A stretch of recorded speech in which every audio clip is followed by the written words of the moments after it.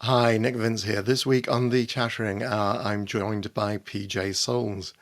We talk about working on Stephen King's Carrie, John Carpenter's Halloween, and Rob Zombie's The Devil's Rejects. We also talk about working with Goldie Hawn, Bill Murray, and the Ramones. Up next on the Chattering Hour, PJ Souls.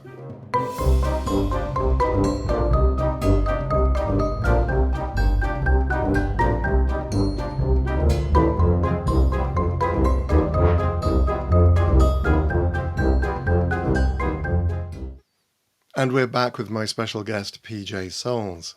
PJ had a globe-trotting childhood and then moved to study in New York, became a model and an actress, and eventually moved to Los Angeles, where soon after she landed a role in Carrie. She worked with John Carpenter in Halloween and went on to do comedies such as Goldie Hawn's Private Benjamin, and worked with Bill Murray and John Candy in Stripes. And she was just amazing in Rock and Roll High School with the Ramones. Recently, she's appeared in horror movies Candy Corn and Rob Zombie's The Devil's Rejects. PJ, thank you very much indeed for joining me today. Absolutely. No, Or I guess I should say totally. Say again? I guess I should really say totally. My Totally. Which we'll come to later on.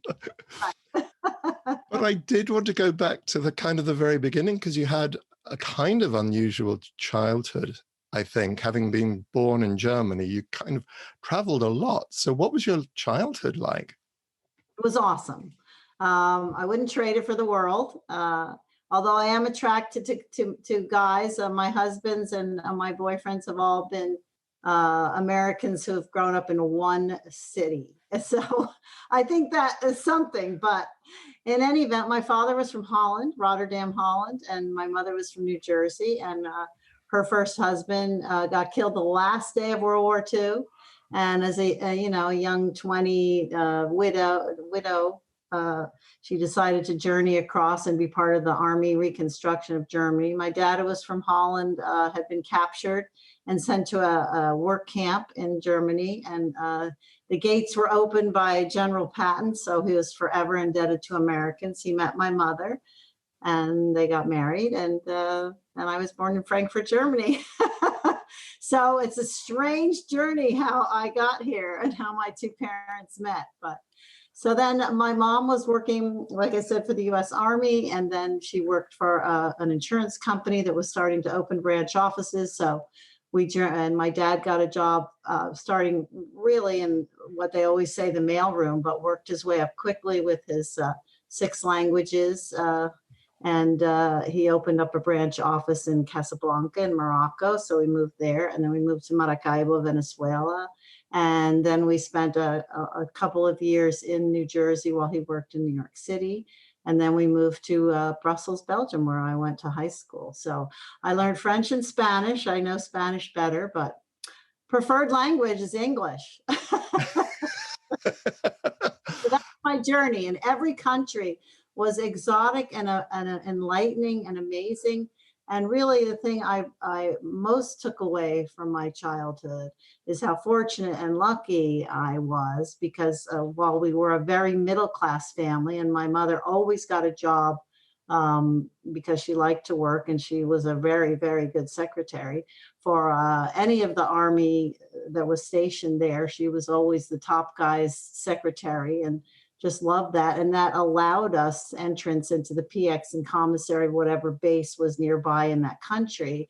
And, very pro-American. And, but I did take away that, most of those countries, Morocco, certainly Venezuela, such poverty. And as a child, it really affected me. And, I just have always cared and, considered that the world has a lot of needs, I guess, so right. I've just always been very grateful. Right. So when did you kind of settle down? Because you went to college in Briarcliff, White Plains, yes? Right. That's because my parents then moved from Brussels to Istanbul, Turkey, and they wanted me to go to Roberts College there. It's an American college. I wanted to go to the Sorbonne, and my dad said, no way. So if I wanted to go to the United States, I had to go to an all-girls college, and I had an aunt nearby, so they said I could go to Briarcliff. But of course, my roommate was from New York City, and that summer, instead of going to spend it with my parents in Istanbul, I stayed with Lorraine at her mother's apartment in NYC, Manhattan, and happened by the actor's studio. And there was an ad outside that said, we'll trade, you know, you can audit classes if you run the spotlight on the weekend production. So I was very excited about that. I applied and did. I had to climb up on a catwalk. It was the Seagull with Joanna Miles and Scott Glenn. And I was responsible, having no prior experience of being up there and running the spotlight on them. And in exchange, I was able to audit classes. And I had throughout my childhood and starting in Venezuela in sixth grade, I was, you know, in a production of Hansel and Gretel. I played the witch, and I got the nighttime performance, beat out the eighth grader, and always had been in plays, but never thought I wanted to be an actress. It started in the back of my mind. Never grew up watching TV or movies. My first movie was Ben-Hur in Venezuela, again at the age of 12. Big movie theater. I was crying. I wouldn't leave my seat. My father said, Pamela, that's my name, Pamela, they're just actors. Right now, they're somewhere enjoying a Coke. Well, so, but you see, you've reminded me of two things. A, operating a spotlight, having the little pinprick, taking the iris right down to a little pinprick, so you know where the light is going to fall. So when you open the iris, you can hit the person, which is what I learned when I was once put on a spotlight for some reason. Exactly the same conversation with my parents when I watched Fiddler on the Roof. I'm a Tefka, you know, 12, 14 years old, floods of tears, my mother leaning across and saying, it's not real, Nick, it's not. And I'm going, it is, it is, it is. We are kindred spirits. But I think too, it's so funny that, I mean, Ben-Hur, it's such a, you know, dramatic and action-packed movie. And for that to have been the first film on the big screen and probably anywhere, I didn't, you know, except when we would come back to New York every 4 years to get all our vaccinations and shots for the next country, I would be in front of the TV at 3 a.m. while everyone was sleeping, you know, just because I wanted to watch Shirley Temple. And we never had TV. We didn't have TV in Morocco. We didn't have TV. We had TV in Venezuela from 6 to 8, and the same in Brussels at night, you know, but it wasn't, we never, as kids, you know, I had two brothers, never watched TV. It wasn't a thing, you know, so. Right. Yeah. No, it just remember, of course, in the UK back in the 1960s, television came on at 5 o'clock in the afternoon. Exactly. The rest of the day, you had to read books or play with your brothers, you know, or get outside. Now, New York State, you know, he's trying to tell me that he watched, you know, Lassie and Hogan's Heroes every night. He's got to put that on. I'm like, you know what? I can't stand the music for most of these shows. The music drives me crazy. But he said that, you know, I guess it was common for the parents to say, you know, go watch TV or go outside and play. So yeah. No, well, it sounds like a fun childhood. So you've trained as an actor, graduated. Do you remember what your first professional job was? Well, from there, actually, I met Joshua White, who ran the Joshua Light Show at the Fillmore East. And I met him while I was running the spotlight. And, you know, it was the summer, so I would wear these little short dresses. It was, you know, 1969. And I came down after one of the shows, and he introduced himself and he said, you know, I have a recommendation. You really shouldn't wear a dress. And I go, no. And why not? He said, well, just look up. He said, but it was a nice view. Would you like to go out to dinner? So anyway, then I was transferring from Briarcliff to Georgetown University because I was very interested in learning Russian, and I had already learned French, and I was taking French literature as a minor, and it was very confusing, but in any event, I transferred. Me and another girl were the first two females ever to be accepted into the Georgetown University's School of Languages and Linguistics, which was really great. But I sadly only went down there for 2 weeks, and Joshua kept saying, "Look, you want to be an actress, you shouldn't go to Georgetown." So anyway, I didn't tell my parents until they returned that next spring that I hadn't gone down. So they had paid the bill. I did pay my dad back, but they were very upset until they saw my first commercial, which was what Joshua introduced me to his sister. She was an actress, Deborah White, and she had an agent, Lester Lewis. And he said, you know, you should just get working right away. So he brought me over there, beautiful, a very nice agency. This was a whole new world to me. First of all, even Manhattan was, but although I had been there when I was a child, you know, getting my shots. But and the first week I went out and I got the first commercial I ever went up for, which was Crisco oil. I made my first pie, and I did about 6 commercials that summer, and it was just crazy to be earning money and to be doing something that I actually found out that, wow, I really like this. So commercials first. So then I moved to New York and got on a soap opera, Love is a Many Splendored Thing. I did that for a year. And then I knew a lot of people that do plays, and I know it's in the British blood there. If you're making a movie at nighttime or on the weekend, come see my play. That's what my boyfriend and I always joke about that. But I didn't drink, I didn't smoke, I couldn't stay up late. And I would hang out with everybody, and it just wasn't in me. It wasn't my scene, you know? But so people said, well, you should, after about 5 years, I decided to move to LA, because everyone said, you need to go to LA if you want to do movies. If that's, you know, you've done commercials. I did a few little small independent films, and I did the soap opera. So I think I was ready to try a movie. So I moved to LA in 1975, and I've been here ever since. And of course, you auditioned for Brian De Palma, but also for Steven Spielberg for Star Wars at the same time, because this was with George Lucas. Yeah, George Lucas. Sorry, yes, George Lucas. Right. Well, yes, that was So I moved. I actually, after Joshua, I did get married to Stephen Souls, and that's where I got the Souls name. He's a musician, right? And he was in the band The Tidbits. He went on to be in the Alpha Band. He was on the road with the Bob Dylan Review. He was a really fantastic. He didn't want to move to LA, but I did. So we didn't get divorced till a year later when I moved to LA, and he realized, okay, I'll move to LA. But by that time I had, been interested in other things. But I do like his last name, and I kept it because PJ Souls, it sounded good. And I already had a number of credits. So I'm like, I'm keeping your name. But in any event, I arrived in, I think it was early September, 75, one suitcase, took a cab, take me to a hotel near I only had a modeling agency because, I did a lot of modeling in New York too. So modeling, commercials, and soap opera. So I had Stewart Models, and they hooked me up with Nina Blanchard, and that company, she was located on Highland Avenue. So I said, I need a hotel by Highland Avenue. It's very strange. You couldn't do that today. It would be very weird. But so the Magic Hotel, and it's still there. 1 block, I could walk because I didn't have a car. And I walked over there, and she told me a week later there was going to be this massive audition for all the young kids in town if I wanted to go. It's for a movie. It's 2 directors.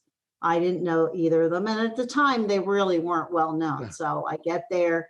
There's really, it was an hour wait, no big deal. Lots of us sitting down in the hallway waiting. I mean, really, I can't say hundreds, but certainly, probably 50 of us sitting in the hallway waiting to be called in. And I get in, and George Lucas is on one side behind a desk and Brian De Palma on the other. And they look at each other. And I was wearing my red baseball hat, which ended up in Carrie, and I was wearing overalls. I just thought, I don't want to compete with the pretty girls. I want to look more kind of like a tomboy. And, again, it's 1975, so you dress however. And And Brian looks at George and says, I'll put her on my list. And he goes, fine. And I said, okay. And then I turned to go, and Brian says, next audition, wear that hat. So 3 subsequent auditions later, with Brian and all of the people that actually ended up in Carrie, he had a very keen eye, because there were probably 10 to 12, 15 of us. And we met for 3 subsequent auditions at his apartment on Fountain. And we all read through the script, playing various characters throughout. And each time he said, wear the hat. So I brought it the first day of filming, thinking I better bring this hat. And it ended up being just a great, bit. Yeah, well, it is, because it's bright red, and your eye just constantly goes to you. It's really nice thing. So what did you think of the script of Carrie when you're workshopping it, obviously? Had you read the book at that stage? No, wasn't aware of the book. And again, back in those days, I don't think Stephen King was quite that, although I guess they did. He was just coming on, I think. Well, it was his first filmed book. Yeah. Well, I didn't read it because I didn't really even know about it. So shame on me, but no, Brian didn't say read the book. But in any event, my character Norma was not in the book, and really only had the first line in the script when we do the volleyball scene, and I whack her over her head when she loses the game, and I say, thanks a lot, Carrie. And I happen to have those pins in my hat, and the pins got stuck in her hair, and I yanked them out as the bad girl I was supposed to be, and felt terrible afterwards. And Sissy was like, no, it'll work great, because you're supposed to be really mean, and that was awesome. And then in the dailies, everyone laughed. And that was really, I was on for 1 week, and Brian put me on for the rest of the show. I had no other lines. Everything else was ad-libbed. And he said, you're going to be Chris Hargensen. That's Nancy Allen's best friend. So every time I can throw you in with her, you do her bidding, you're her best friend, and always wear your hat. So he was the one instrumental for the hat. So, but yes, I thought the script was great. My first movie, all the people that were in it were fantastic. I did my screen test with John Travolta, because I did do the screen test for Nancy Allen's part, right, because there was no Norma. But obviously she was sexier, and he ended up marrying her. But everybody was great. William Catt, Amy Irving, Betty Buckley, who I drove to the set every day because, she was from New York, and she stayed at the Chateau Marmont. And by that time, my parents had come to visit me. And since I was achieving a modicum amount of success, being that I was on my own and I had made some money, my dad had promised that if we graduate college, he would buy us a car, me and my brother. So I didn't graduate, but I needed a car, and my mother sat in the car while he bought me a Ford Courier pickup truck. It's just a very small truck, but I just loved it. I was a little campy and kooky, and she said, why can't you get a cute little sports car or something? Why are you driving a truck? I'm sitting in the car. So it was funny, but yeah. It's so important, isn't it, to have supportive parents when you're starting out in the business. Absolutely. Yeah. What was the most challenging part? And the reason why I'm the only one in the shower scene that has a towel up. Everybody else is like, woo, woo. But I'm like, my parents are going to see this. Of course, cut to Halloween, but that was just a quickie. Well, I was going to ask you, what was the most challenging part of filming Carrie? Because you seem to be doing, I was just thinking, particularly when you're in detention, having to do all those squats and so on. Yes, but Norma didn't. Every time the camera would pass her by, then she stopped. And I wore my own red shorts because I wanted to be a little bit of a rebel, and Brian would just always laugh. I came to set that day and everyone's in their little black school uniforms for the gym scene, and I'm wearing shiny satin red shorts, and he just went, ugh. He said, okay, that's Norma. But everybody was competing to be pretty or look so, and so I needed to be the tomboy, a little bit of a rebel, even though I was, I was the follower of Chris. Right, right, right, I right. did bid ballots and everything else. So, I mean, did that. Obviously, this is a great success. Actually, I have to. There was one question looking through looking through Halloween and Carrie and high school, rock and roll high school, which we'll talk about later on. You are the sort of teenager who makes every parent go, "Oh my God." What were you? You kind of cornered the market in that really, really beautiful performances. But what were you like as a teenager? I mean, where did that? Well, that's why the beginning of my life story is so important, because throughout every country, I went to, if there was an international school or an American school. I think in Morocco, I was only 5, 6, and 7. I actually went to a school at the New Asura Air Base. So I went to school in the Air Force hangar. It was awesome. I mean, just, and the beaches there and the food, sitting on pillows and eating with your fingers. I mean, I had fig trees in my garden, it just was delightful. But then Venezuela, we had the American school that was called the Escuela Bella Vista, and half of the afternoon was all taught in Spanish. And I know more about Venezuelan social history. Venezuelan history is called Venezuelan social studies than American history. But there were always the American kids. So in Venezuela, however, they did have their own army, the base that they lived on with the fence around it. They went to that school, but we had a few stragglers of parents that wanted their kids to learn Spanish. So in Venezuela, I went to the international school. I mean, in Brussels, I went to the International School of Brussels, and we had called embassy brats and army brats. So, and they would only be in a country for maybe, 2 years and had never lived anywhere else, or some of them had, but just to be envied with their wardrobe. We had Sears Roebuck was the catalog that you ordered your Christmas presents from, and hoped, you'd have.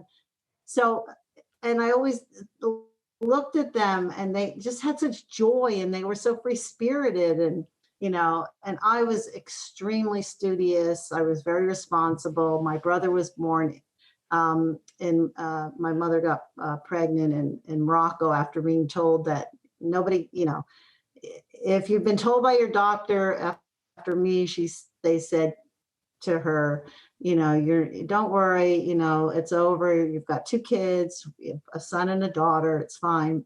She got pregnant. So I was 7 when my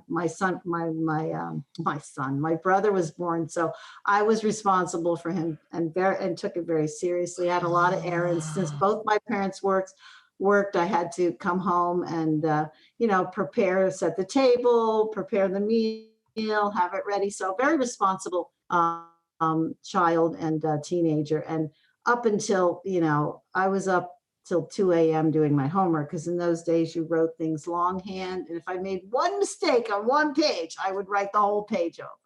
So very different than all the teenagers I portrayed. And I think it was just my fantasy and my outlet for, oh my gosh, I get a chance to play an American teenager, and I'm going for it, because this is how I imagined them to be, just full of joy and rebellious and fun. And I was the opposite.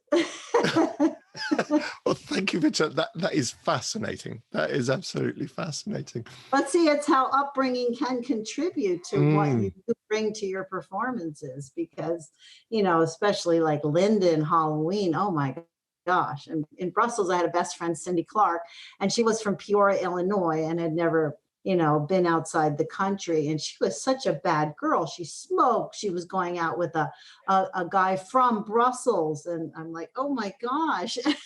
And she would invite me to spend the night at her house. And then she'd say, if my mom knocks on the door, say we're having fun, and lock the door. And she would go out the window and have a date with her Belgian boyfriend. He pick her up on the motorcycle down the street. And every time her mother would come, I go, we're fine. We're having fun. Thank you, Mrs. Clark. Do you want anything? No, we're good. So I was like, wow, this is an American teenager. That's what they do. Wow. Wow. So Cindy Clark was probably my role model. Right. Right. And what was John Carpenter like to work with? Oh, now everybody knows about him, but then it was the beginning. So he and Deborah Hill were just a wonderful couple. The thing that I remember the most that was so impressive was that they were very soft-spoken and very gentle and very caring and very much interested in a collaborative effort. They never said our film, my film. They would say our film, and they would be totally open to any kind of improvisation, anything you wanted to bring. And the set, even though it was 21-day shooting schedule, very rushed, even though there was a calm to it, 1 or 2, possibly 3 takes. And in those days, you didn't have the little thing on the side showing you what you're getting. You had to wait till daily. And there could be an oopsie, there could be a focus pull that didn't go right.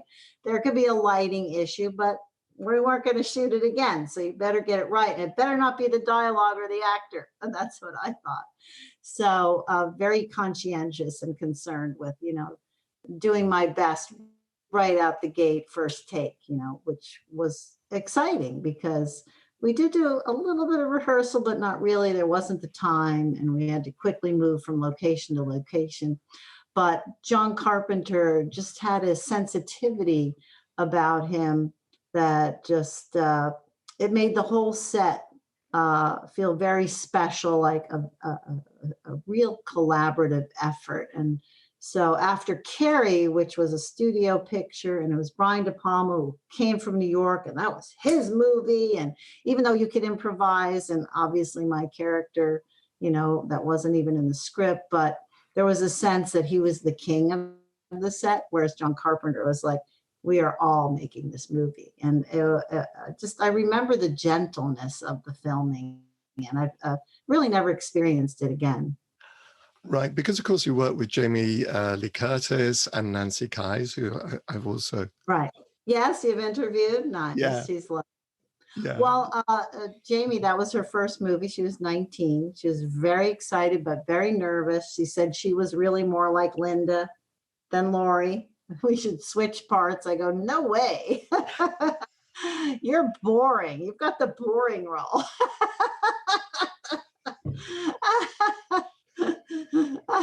I'm the spark.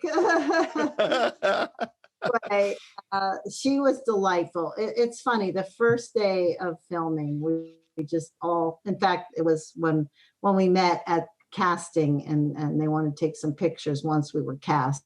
And on the stairway, there's a picture of the 3 of us, and Rob Zombie took that same picture with his 3 girls but that was at the casting offices. And it's just like we had gone to high school. We were all different ages. Jamie's 19. Nancy and I were pretty much the same age. Nancy already had a 2-year-old, so she was married to Tommy Lee Wallace at the time. I thought that was really cool, that they could work together. They had Nancy and Tommy had gone to USC, so had Nick Castle with John Carpenter.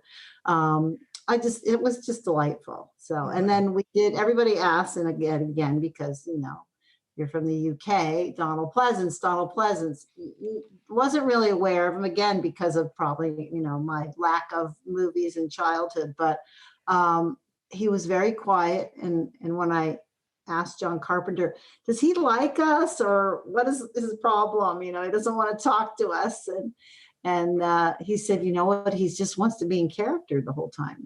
That's how he does it. So, he's observing you, and he would sit at lunch and eat and give us a little smile now and again, but we were terrified to talk to him because, we didn't want to interrupt his method or whatever he was doing. So, but a lovely man.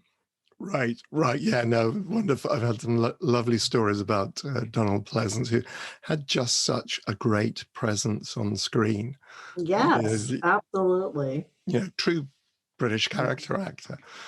No, so Oh, you, yeah.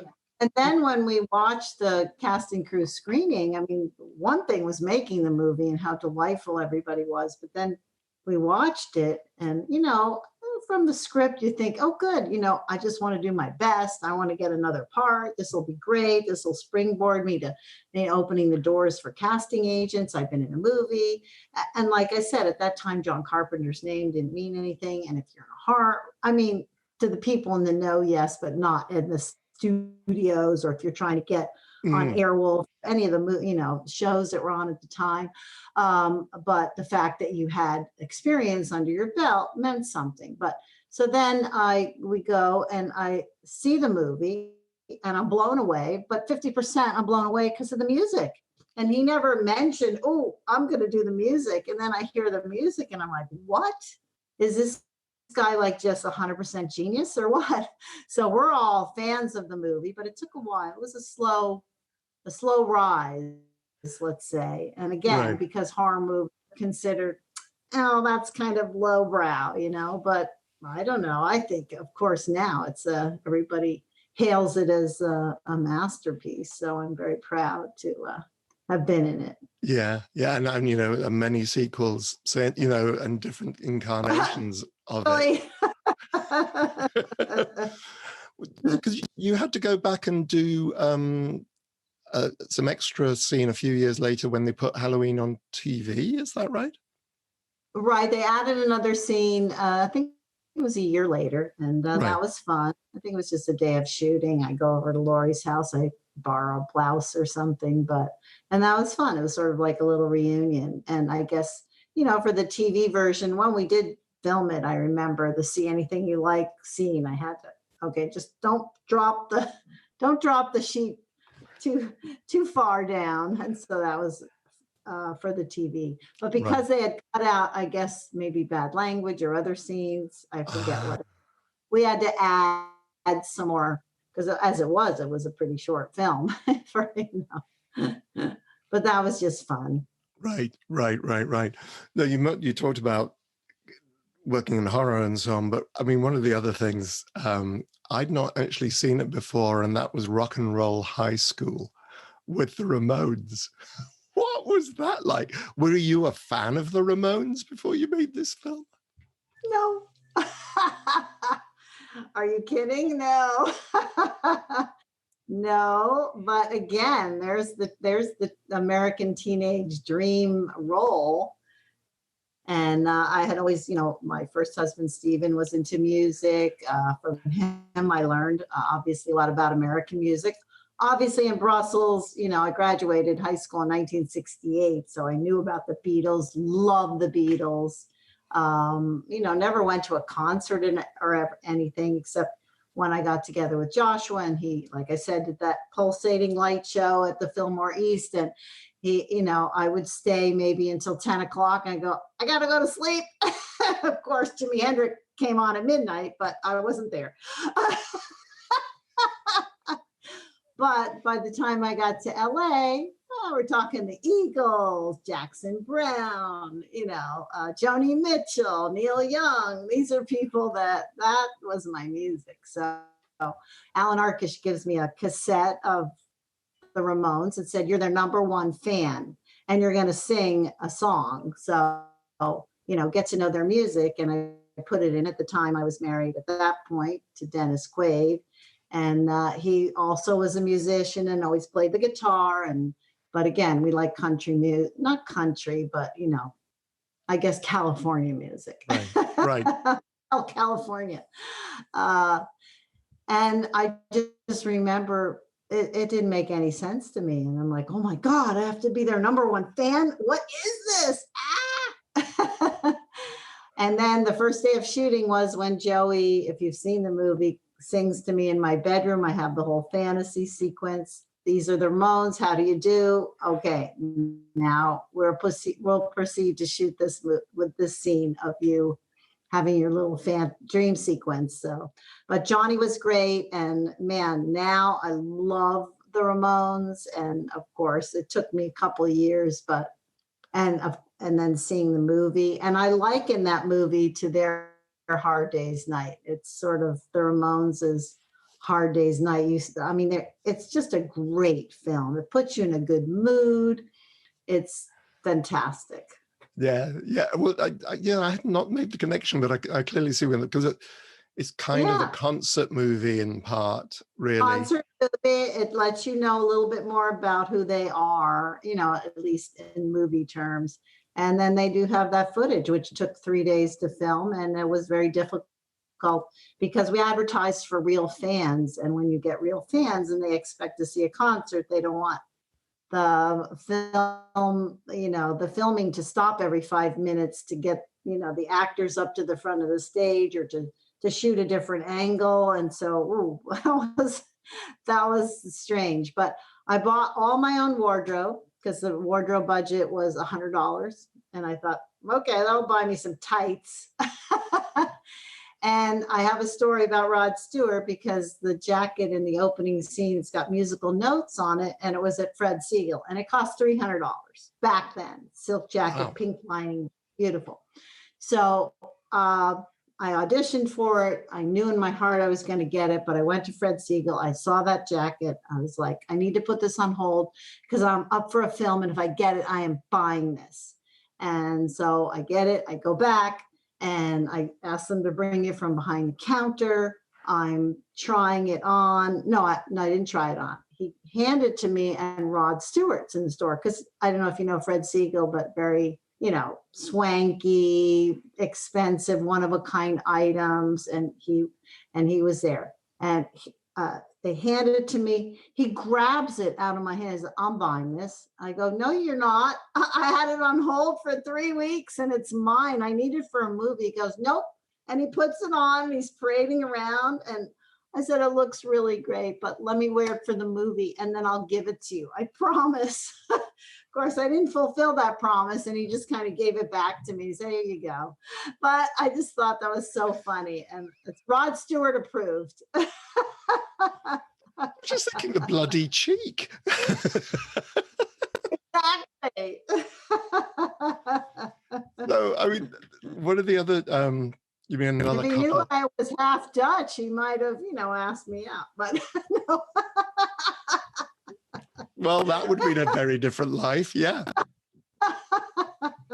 But you made another couple of movies, another couple of comedies, starting with Private Benjamin, with Goldie Hawn, which again, I realized I'd watched more or less the whole film and not seen the last 20 minutes before I prepared this. But I don't think I'm in the last 20 minutes, so no problem. So that was fine. But it was kind of interesting to see where they actually went with this character. But this is a very different role. This is a very uptight. It's that lovely moment where the coin is bounced on your bed. Yeah, Eileen Brennan, my hero. Extraordinary. It's a kind of slightly strange film, and you look at it and you think, I'm not quite sure where you're going with this. All right. But wonderful, wonderful film, and highly recommended. Well, Goldie Hawn was a producer, and at the time, I have a lot of Polaroids because she used to bring Kate Hudson. She was 3 months old at the time, right. So I have Polaroids of Kate as a little baby. We're all, holding her, and she looks exactly like she does now. Same face, so cute. But so Goldie was producer, new mom, star. It was. When I look back on it, because people say, what was it like working with Goldie? I said, well, she was delightful, but she really, it was only funny when she was working because she was in a serious mode. So it was no fooling around with her. With the girls that, all the other girls, of course, we had a ball, Mary Kay Place, Eileen Brennan, we had a ball, but we didn't have the weight on her shoulders that Goldie did. And she was just adorable in it. But I almost lost the part because I had blonde hair, because she had a different director at first who had hired me. And then when she got the second director, she put the decree, no blonde hair. So I had to go back and re-audition, and I wore a black wig, hid my hair, and got the part again. So I got the part twice. And but I love Private Wanda Winter. And again, it was a time during that period of time in Hollywood where you didn't really mix television with movies, and you didn't mix, if you're an independent filmmaker and you did those movies, Halloween, even though I had done Carrie, you didn't really get to do the big studio pictures. So my agent fought hard for the audition, and because I did have film credits under my belt, and I, played quirky parts as well. I was in a lot of guest star roles on different television shows, which is where, you can make some good money for the week as an actress. And it was very important, and also keep your chops up and just keep working. So, to audition for Private Benjamin was a big deal, and to get it was an even bigger deal. So it was very exciting, and I really enjoyed working on that. And I love the uniform. And in fact, they have a place called, what is it called? Hollywood Costume, and all it's all, so my uniform, my boots were all there. And when it came time for stripes, I said, I need another Army uniform. And they said, well, we have your uniform from Private Benjamin. So they just changed the name tag, and it still fit me, obviously, a couple of years later. And my boots, so I wear the same uniform in both movies. These little details are weird. I love it. Now, obviously, this is a very different style of filming. I mean, working with Bill Murray, I understand that a lot of improvisation was involved. Which I love. Obviously, I started in Carrie. I was able to, learn that, and had never been on Saturday Night Live, but I had seen it, and obviously, his reputation preceded him, and I knew he was probably going to be hard to work with. But so I made it my goal. He's not going to top me. He's not going to get me. I'm going to be on equal footing with him. So it was my goal to match him and to make sure that he didn't outwit me, which was hard to do. But he's very moody. It was a hard set to work on. We were in Fort Knox, Kentucky. It was the winter time. Warren Oates was amazing, a beautiful soul. John Candy, Harold Ramis, where you would think that that Bill Murray would just be, zinging the one-liners and making you laugh. No, he was pouting. Harold Ramis was making you laugh. John Candy was making you laugh. So John Larroquette, I mean, just amazing actors. But Bill, who was making the most money, was the unhappiest. And so it was kind of sad. Well, we all tried to cheer him up, but, I think, it was a deep-seated psychosis. Yes. But when the camera rolls, man, he's on. And I love the kitchen scene. It was 3:00 in the morning. We were supposed to be outside looking at stars. It was pouring rain. We went inside this house, and he walked into the kitchen and opened the refrigerator and took out a carrot. And I said, what are you going to do with that? And Ivan knows Bill Murray, knows how he operates. Bring the camera in. 20 minutes. That scene. 20 minutes. It's I think it's the way you're obviously magic. Yeah. It's the way you're being tickled. It's and you just think, what is he doing with that spatula? Only I know. But I was stove, and when I jump up, he turned the heat up. It was a middle griddle where you put pancakes, and so when I go, that wasn't acting. Yeah.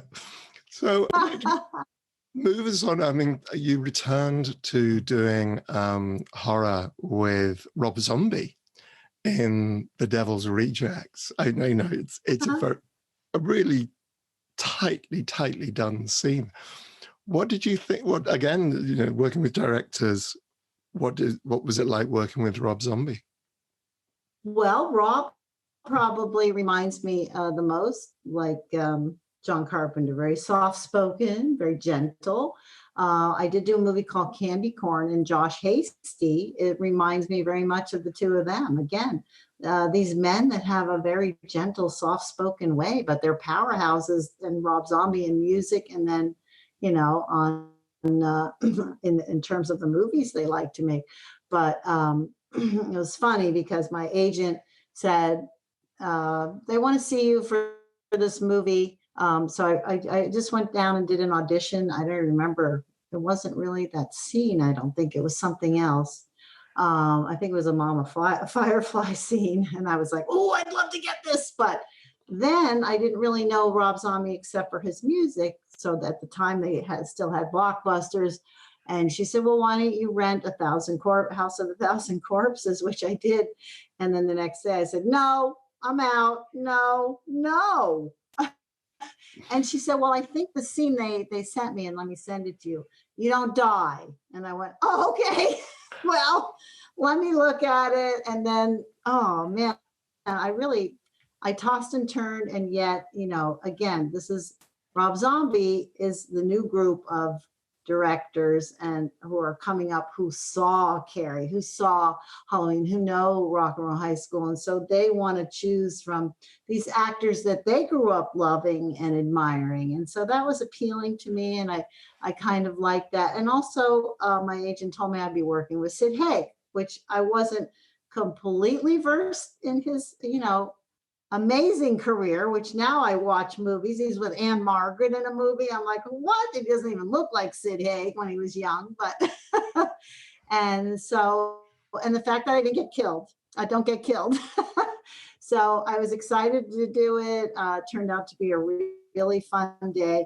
At the time, this band called Local H had put out an album, Whatever Happened to PJ Souls. It was a song that they had written. I brought it since Rob's a music guy. I thought, well, let me just give him the CD. Little did I know he would play it on the loudspeaker all day while we were filming and in between breaks. He just kept playing punching that same song in. So he's a character. He was funny. And then at lunch, I'm sitting there eating my salad thinking, oh, this is a nice, you know, I get a moment of relaxation. And he comes with posters and pictures, and he just plops everything down. We're talking maybe 30 pieces on the table. Says, oh yeah, when you have a minute, can you sign these? So I said, is that why you hired me? You wanted me to sign all your stuff? Because he collects stuff. Like he and Johnny Ramone were best friends, and they would go to all these shows and they would buy stuff. So little did I know. But it was he was really funny, delightful. I love Sherry. And I got invited to his 40th birthday party after that. And I'm like, God, what do you bring a guy that's got everything? And it was pouring rain that night. It was at a club. And I thought, you know what? My kids have I have a son and a daughter. I have all these scripts. And I had the script for Halloween. And he told me how much he loved me in Halloween. So I signed it to him and I wrapped it up, and it's this little package, and it's pouring rain. I'm running, get inside, and there's this giant table full of gifts. And then Nick Cage walks in with a shrunken head in a glass thing. And I'm like, oh my God, he's gonna love that. He's not my script, what?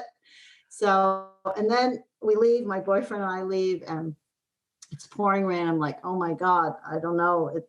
They might bring and I just wrapped it like a script, you know, with some paper on it. And my whole thought was, oh my God, they're going to go bring all these presents out of the parking lot. It's going to fall on the ground. Somebody's going to run over it. It's my original script from Halloween. He'll never see it. 7 a.m. my phone rings. Back then we had home phones. We had answering machines. 7 a.m. like, I'm not answering that. And luckily I didn't, because he left me a message that I played over and over. And he was just like a little boy. Oh my God, it's my favorite gift I've ever gotten. I love it. Are you kidding me? The original script's got all your notes in it. Oh my God, I love it. Thank you. So, and I think that started the idea for him wanting to do the, you know, reimagining of Halloween. So I put the spark in. Ah. Maybe. Well, one day I hope to meet the gentleman. I shall ask him that very question. He was going to wrap it in plastic and put it in his vault, and nobody was ever going to touch it but him. That's how much. So I think that's so funny. No, speaking of Halloween, you actually have a voice cameo in the latest version of it. What was it like to come back? Well, it was funny because I think they had pretty much finished everything. They were sort of in post, and then they had this opportunity because I knew one of the producers, and all my fans were saying, "You're not in it. How dare they? Why can't they give you a cameo? Why not? You don't have to be Linda." And so they put the seed in David Gordon Green's head, and he was in North Carolina. We did it over Skype. I went to a recording studio in LA, and it was a recreated scene of when from our movie where Laurie's looking out the window in the classroom, and it's this beautiful monologue about fate, and they emailed me, and I said, what, doesn't make any sense that I do this unless I am able to put totally in the dialogue, so I'll fit it in somewhere. And David Gordon Green said, yes, that's great. So that's what happened, and that's how it happened. And it really, I wasn't playing Linda, I was playing the teacher, but to be included in that was very special. My fans love it, I love it, and it just made me feel a part of the ongoing film. Legacy. And also, I probably can say I have something in the new one, but I can't say what it is. But I'll be recognizable. Oh, good. Oh, good. Well, that's something. That's brilliant. That's something to look forward to. We are moving towards the end. Acting, but it's something. Oh, okay. We will keep an eye out for that. I'm flattered to be asked. So yeah. We are moving towards the end of the hour, and as I said, I'd like to. You were talking about conventions. I understand you're coming to the UK in October. Is that right? Yes. Well, pending and hopefully, I've had both my vaccinations. I think that, I did go to my first ever convention last weekend in Nashville, the Full Moon and Tattoo. So first airplane ride, and then the first convention, of which they did it very well. They gave you a wristband for 3 hours. So 10 to 1, 1 to 3, 4 to 7, 7 to 10. And that sort of slimmed down the crowds, which usually can get quite, thick in the hallways. And so I thought that was a very nice way of doing it. And we wore masks. And of course, we took the masks off to take a picture. No hugging, no handshaking, which I think should be banned forever. Well, namaste isn't. I didn't have to wash my hands 50 times. It was awesome. But yes, I'm looking forward to that. I've never done a convention in the UK, in London. Looking very much forward to it. I did do a long time ago, I think it was maybe 2009, I did a convention in Germany, and a lot of fans from the UK came and asked me, when are you coming to London? And so my manager, Sean Clark, is very excited, and he's putting together a bunch of Halloween, original Halloween, and I think there's new Halloween, and I think even Daniel Harris, so various Halloweenies will be there. Right. So hopefully, I'm thinking about how long it is to fly, but yeah, especially from California, but we go over. Yeah, I think it's 9 hours, so, but right. It'll be worth it. And I would very much be looking forward to meeting all the people there, and maybe you in person. Well, yeah. Well, hopefully. So by that time, I can give you a hug. A very safe hug. So we think this is October the 16th to the 17th for the Love of Horror. Yes. Convention. I shall look out I'll look out for a Trafford Park. Do you know Trafford? Yes. Yeah. Okay. Yeah. That's Manchester. Yeah.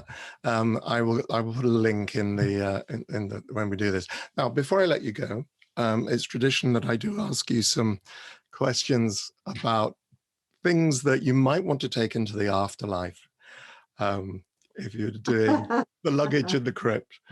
So if I had to be really mean and just say, okay, favorite film, what film would you take with you? Wow. Man, I have so many. Turns out it's not Ben-Hur. That was my first film, though. Gosh.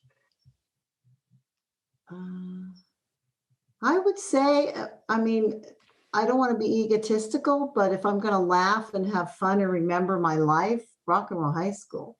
That's a good choice. It was so much fun. I have to tell you, every day was joy.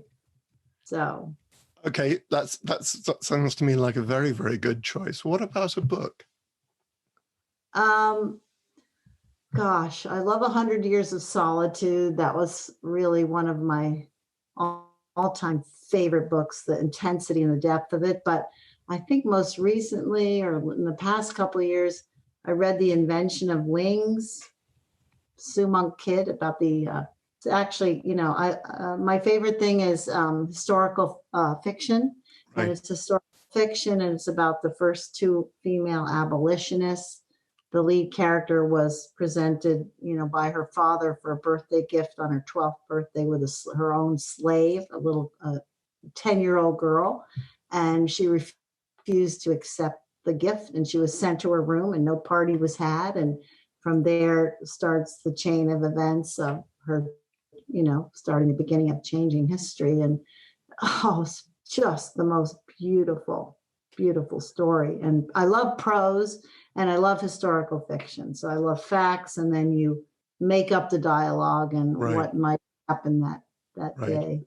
Right. And that's a definite. The Invention of Wings. Oh, I shall check that one out. Okay. What about an album? Some music. Ooh, Al Green. Okay. Oh, Al Green. I love Al Green.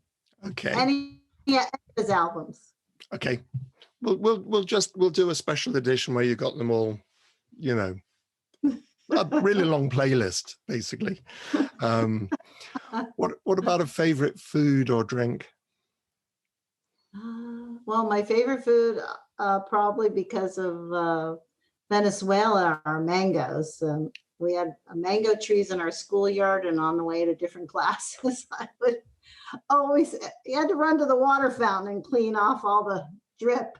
But oh man, I was obsessed with mangoes and would sneak sucking on the pit when the teacher wasn't looking. But so mangoes number one. Love sushi, but probably that wouldn't work too good in the casket. Yeah. Oh, we'll give you. I don't want to be cremated, so I'm throwing you off with your. Oh, right. Whatever. Remind me, I used to sit with tubs of mango sorbet.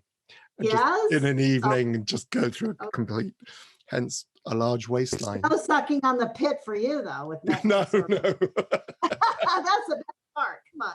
But then you had all these strings hanging out. But when you're a kid, you don't care. And I love pomegranates. You know, I would cut the pomegranate, we'd sit over the sink and we'd be sucking on them and spitting out the pits in the sink. That was one of our favorite things. Okay. It's amazing how these things bring back childhood, isn't it? Yeah. What about a piece I'm very proud of both my kids. You know, they grew up in one house in one town, but now my son is a commander in the Coast Guard. Super proud of him. He's got his first command on a Coast Guard cutter in June. Oh, wow. And then my daughter, and he's got a son and a daughter. And then my daughter has just given birth to her second child, the little boy, River Jack, born in February. Be very careful during this whole COVID. And she's got an almost 4-year-old daughter. She lives nearby me, so I get to see them more often. And her 4-year-old little Jade, her favorite thing is to call Nana and do FaceTime. It turns into, she says, half hour turns into 2 hours while I watch her go through costume changes. And I think she's got the acting bug. Right. Yeah. Yeah, that's us. What? So, last couple of questions for luggage in the crypt. What about a piece of visual art, a painting, a statue? Hmm. Well, I would definitely bring a picture of my kids and grandkids, number Right. one. And wow, I'd have to say Starry, Starry Night, Vincent van Gogh, because the beautiful painting. I think I may have mentioned on the show before, and I was just about to put my hand out for a mug. I have a mug with Starry, Starry Night, where it's been Oh, imposed with Hokusawa's wave on it as oh, well. So you've got both of those great pieces of art on this. And it's oh. just like, it's just so weird, but it's just I like, mean, I find how it. emotional is that painting? It's just swirling with emotion. I just love it. Well, and also, of course, Don McLean's Starry, Starry Night as well, which I listened to a lot when I was a teenager. Yes. You know, it's an incredibly powerful piece. So, having spoken about those foods, is there a luxury? Is there something that makes life more comfortable? A pair of slippers or whatever, just something that you would just to make life or death a little bit more comfortable for you. Um, well, probably not a pair of slippers, all I'm wearing my Uggs. But I think, being at home, and that's why during this COVID time, it wasn't all that bad, except for not being able to fly to Virginia and see my son and his family, but I did get to Right. see my daughter. But gosh, I do have a little boo dog. One of those little dogs. Photographs, being in my home. What's comforting to me is silence. I like quiet. I like to hear the birds chirp, nature. So I like Oh, quiet. right. Well, I think we can, I know it's luggage in the crypt, so I'm imagining this is going to be a big room, and so Oh, you can I'll metaphorically. be very comfortable then. Silence. I like the choice. Silence and bird song is a really nice choice. I like that a lot. PJ, thank you so much for taking the time to share all these wonderful stories with me today. I had a pleasure speaking with you, and I love all British actors. They are the best. It's in their DNA. I know every boy has to be an Oliver by the time he's 6. And that's why every actor, we're just amazed. We love, and actresses too. It's amazing. Like I said, they do movies at the same time they're doing a play on the weekend. So I admire the English language, which came obviously through, the UK, and we just can't make it sound as good as you guys. And I can't wait to meet you. And thank you so much. I had a pleasure. My thanks again to PJ Souls. What a lovely lady, and what a fascinating career covering both horror and comedy. Next week on the Chattering Hour, I'm joined by our producer, Chris Rowe, and we discuss some of our highlights from season 2. See you then, and in the meantime, stay safe and wow.